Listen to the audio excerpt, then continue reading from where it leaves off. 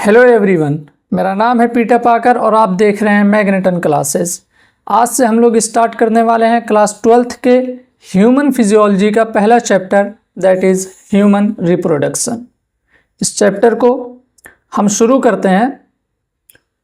सबसे पहले तो हम देखेंगे चैप्टर का नाम क्या है। चैप्टर का नाम है रिप्रोडक्शन, जिसमें हम ह्यूमन रिप्रोडक्शन पढ़ने वाले हैं। उससे पहले क्लास 11th में पहले हम लोग पढ़ा करते थे दो चीज़ें, एक कैरेक्टरिस्टिक फीचर और दूसरा डिफाइनिंग फीचर, जो अब रिमूव हो चुका है, इसीलिए मैं बता रहा हूँ। रिप्रोडक्शन जो होता है वो कैरेक्टरिस्टिक फीचर होता है, यानी रिप्रोडक्शन जो होता है वो किसी चीज़ को लिविंग है या नॉन लिविंग है वो चीज़ जस्टिफाई नहीं कर सकता रिप्रोडक्शन। ठीक है, यानी हम क्या कहेंगे, इट इज़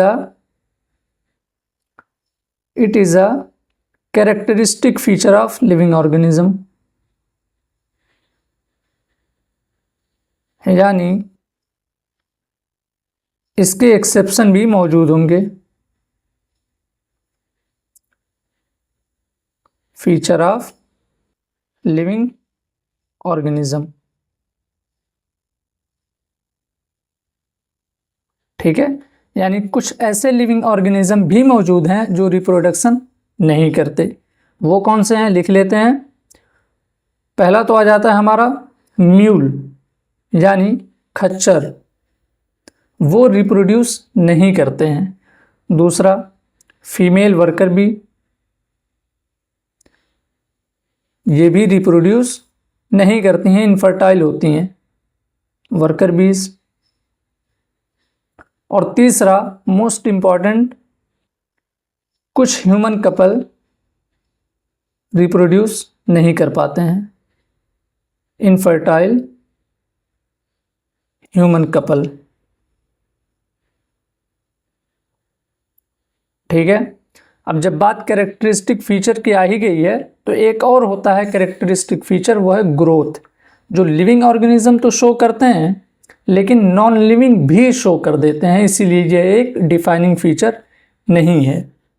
दूसरा जो आ जाता है कैरेक्टरिस्टिक फीचर वो ग्रोथ है।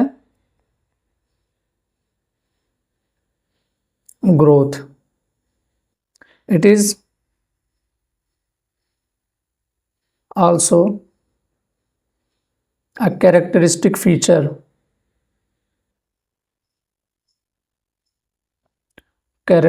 Characteristic feature. ये चीज़ क्यों कैरेक्टरिस्टिक फीचर है, क्योंकि सारे लिविंग ऑर्गेनिज्म तो शो करते हैं लेकिन नॉन लिविंग थिंग्स भी ग्रोथ शो करती है। जैसे एग्जांपल है इसका, जो नॉन लिविंग ग्रोथ शो करती हैं, जैसे mountain,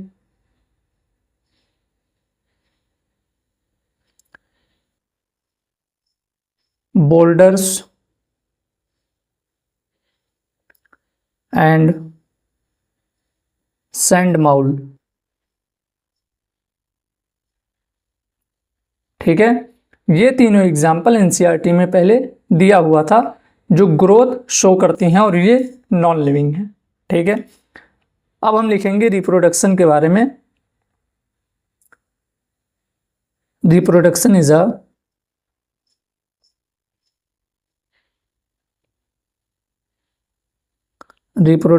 a characteristic feature of living organism. ठीक है, ये चीज़ हम जूनियर क्लास में भी पढ़ चुके हैं, characteristic feature of living organism.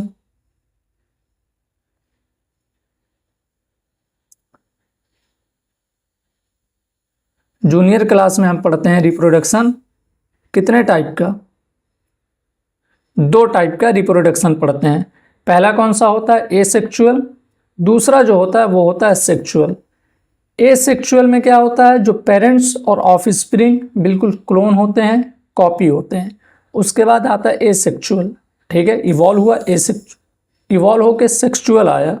उसमें क्या होता है, वेरिएशन आता है, पेरेंट्स और ऑफस्प्रिंग में कुछ ना कुछ वेरिएशन रहेगा। रिप्रोडक्शन आ जाता है हमारे पास दो टाइप का। पहला तो हो जाता है एसेक्सुअल, जो लोअर ऑर्गेनिज्म शो करते हैं एसेक्सुअल रिप्रोडक्शन। इसके टाइप हैं जैसे बडिंग,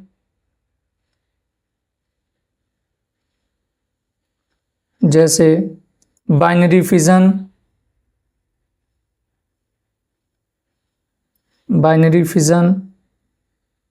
जैसे रीजनरेशन,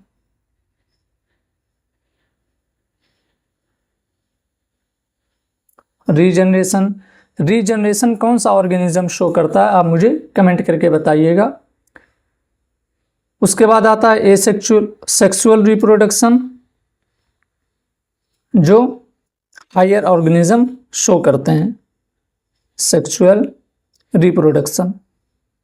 इसमें क्या होता है, हर वो चीज़ जो एसेक्सुअल में नहीं होती है।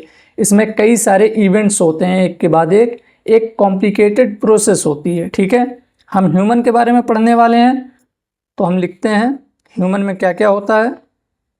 जैसे गैमीट फॉर्मेशन होता है। सिर्फ ह्यूमंस में ही नहीं, प्लांट्स में भी गैमीट फॉर्मेशन, फर्टिलाइजेशन वगैरह जिनमें सेक्सुअल रिप्रोडक्शन होता है उनकी बात कर रहा हूँ। उसके बाद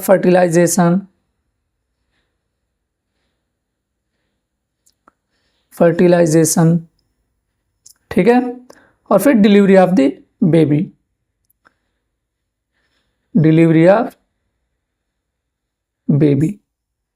ठीक है। ये बिल्कुल अभी शॉर्ट में लिखा हूँ। अब हम लोग एनसीईआरटी में जो जो चीज़ें दी हुई है क्लास 12th की, उसे कोशिश करते हैं समझने की।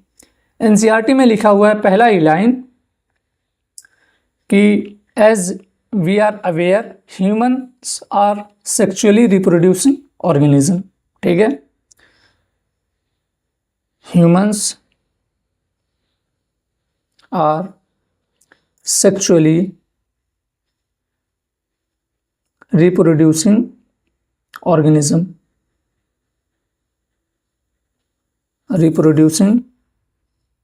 ऑर्गेनिज्म,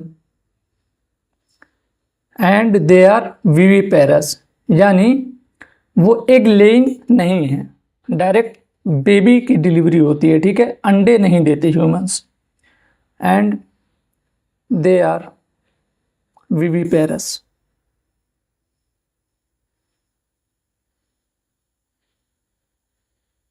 ठीक है, ह्यूमंस जो होते हैं,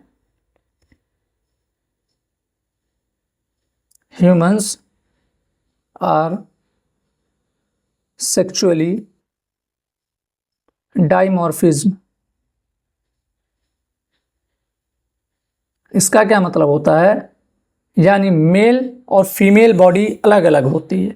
हम जानते हैं, हम सब ह्यूमंस में मेल अलग होते हैं, फीमेल अलग होती हैं।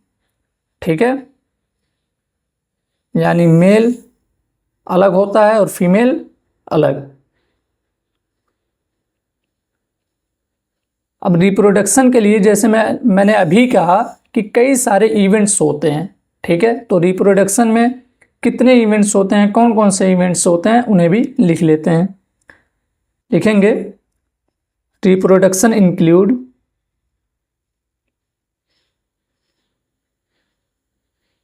रिप्रोडक्टिव इवेंट्स इंक्लूड, पहला तो आ जाता है हमारा गैमेटोजेनेसिस, यानी formation of sperm in male and formation of ovum in female. पहला आ जाता है हमारा gametogenesis.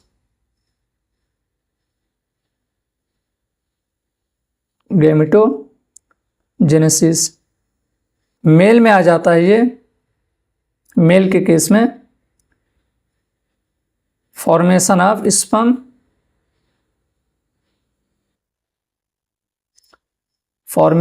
Sperm in male known as spermatogenesis।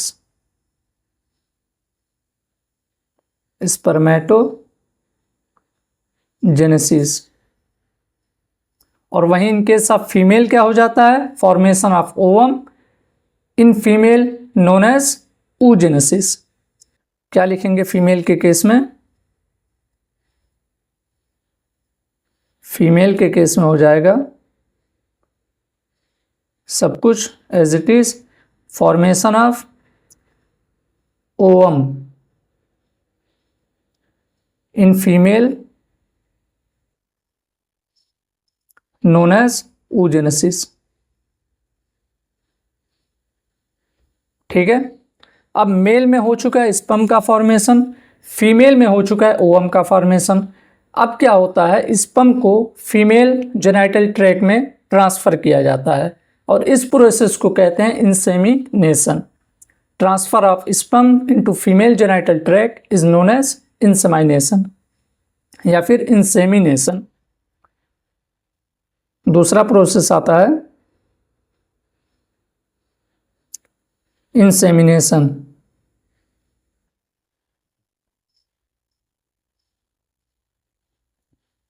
Insemination क्या होता है, ट्रांसफर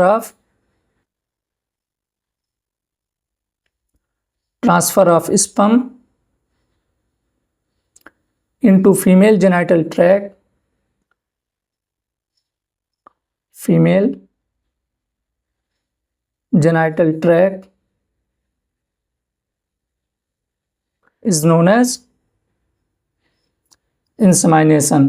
इसे लिखने की ज़रूरत नहीं है, ठीक है। Transfer of sperm into female genital tract क्या होता है, इंसेमिनेशन। उसके बाद क्या होता है, स्पर्म सर्विक्स और यूट्रस से होते हुए फॉलोपियन ट्यूब में जाके, जहाँ पे ओवम मौजूद है या फिर ओवा मौजूद है, वहाँ पे जाके होती है फर्टिलाइजेशन। ठीक है, तीसरा प्रोसेस क्या आ जाता है, फर्टिलाइजेशन।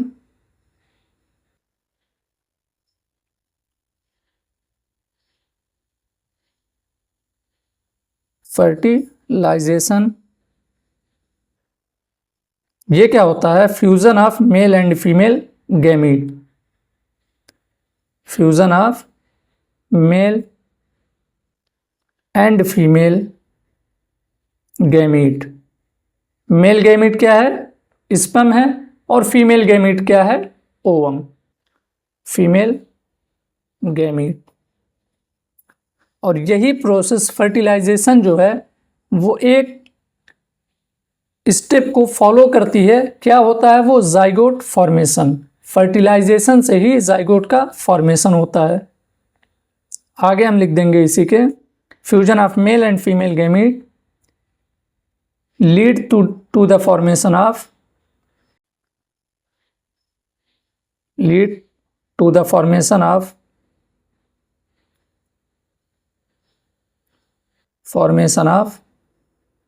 जाइगोट। ठीक है, और ये जाइगोट फिर क्या करता है, क्लीवेज होता है जाइगोट में। हम आगे चल के सारी चीज़ें पढ़ेंगे। क्लीवेज होता है, ब्लास्टुला, मोरुला, ब्लास्टोसिस्ट बनता है। ब्लास्टोसिस्ट जब बीच में एक स्पेस बन जाता है उस वक्त इसे ब्लास्टोसिस्ट कहते हैं। और वो ब्लास्टोसिस्ट फॉलोपियन ट्यूब से होते हुए यूट्रस में आता है और यूट्राइन वॉल से आके जुड़ जाता है। उस प्रोसेस को कहते हैं इम्प्लांटेशन। ठीक है, यानी जाइगोट के बाद जो अगला हमारा आता है स्टेप वो होता है इंसेमिनेशन। आगे हम लिखेंगे कुछ इस तरीके से, यहीं आगे लिखेंगे, अगले पेज पे लिख रहा हूँ, आप लोग अपने नोट्स में यहाँ से लिखना चालू कीजिएगा। ठीक है, फॉलोड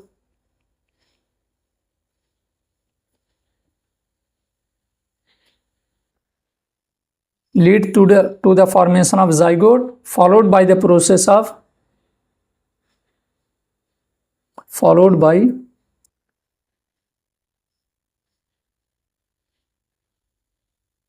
क्या लिखेंगे, implantation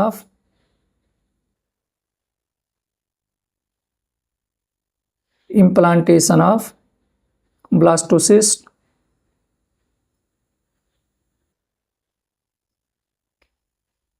into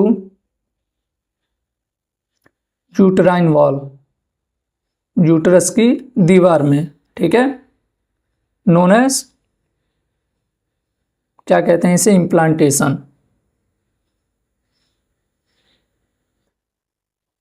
इम्प्लांटेशन, बल्कि यहाँ पे अटैचमेंट कहना ज़्यादा बेहतर होगा। Attachment of blastocyst into uterine wall known as implantation. ठीक है, अब हो चुका है इम्प्लांटेशन। उसके बाद क्या होगा, बेबी यूट्रस में ग्रो करेगी, उसे कहते हैं जेस्टेशन पीरियड या फिर गेस्टेशन पीरियड। ठीक है, वो जो 9 महीने का पीरियड होता है उसे कहते हैं गेस्टेशन पीरियड, जिसमें फीटस ग्रो करता है। ठीक है, कितने 3 प्रोसेस हो गए, चौथा है गेस्टेशन पीरियड।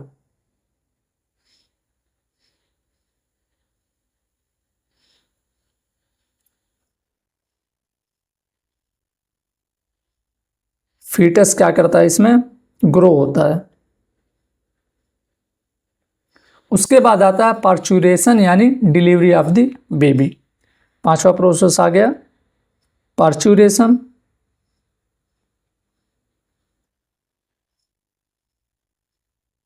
पार्चुरेशन किसे कहते हैं, डिलीवरी ऑफ द बेबी को, delivery of the baby.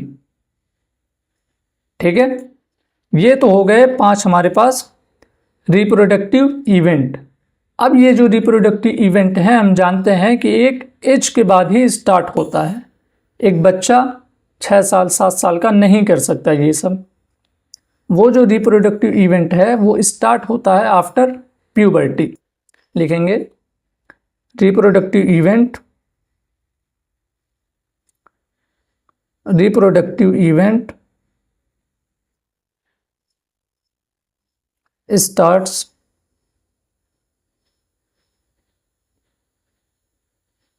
after puberty।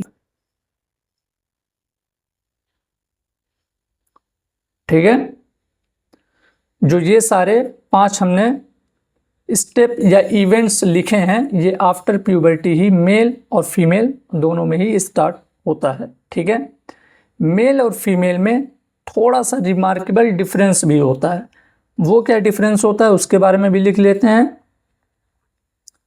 There is a remarkable difference यानी नोटिस करने वाला डिफरेंस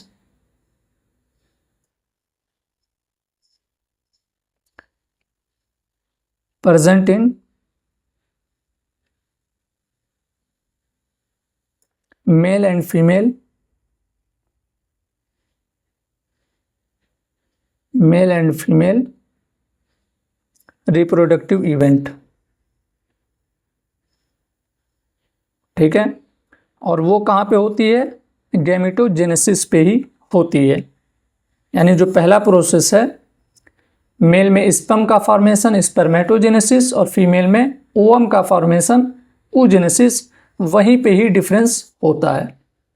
क्या डिफरेंस होता है, इन मेल्स मैं या तो लिखूं फॉर्मेशन ऑफ स्पर्म या फिर डायरेक्ट मैं लिख दूं स्पर्मेटोजेनेसिस, दोनों बात एक ही है। स्पर्मेटोजेनेसिस लिख देता हूं, अभी पहला क्लास है, यानी formation of sperm, formation of sperm occurs यानी होता है even in old man, old man यानी 60 साल के आदमी में भी स्पर्मेटोजेनेसिस होता है, लेकिन वहीं फीमेल में, बट इन फीमेल oogenesis यानी formation of ovum, formation of ovum cease हो जाता है फीमेल में oogenesis। कब तक, around at the age of at the age of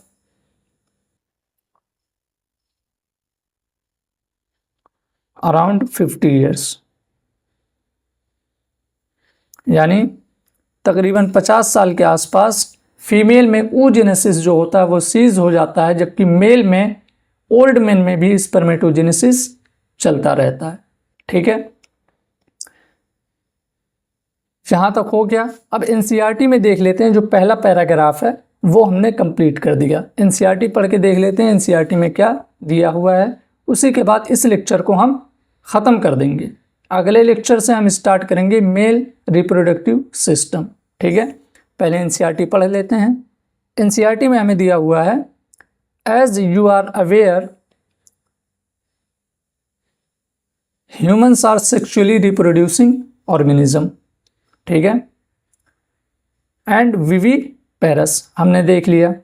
reproductive events in human include, कौन कौन से इवेंट्स होते हैं? फॉर्मेशन ऑफ गैमीट, जिसे गैमीटोजेनेसिस कहते हैं। गैमीट जो मेल में होता है स्पर्मेटोजेनेसिस यानी फॉर्मेशन ऑफ स्पर्म, और फीमेल में होता है oogenesis यानी फॉर्मेशन ऑफ ओवम।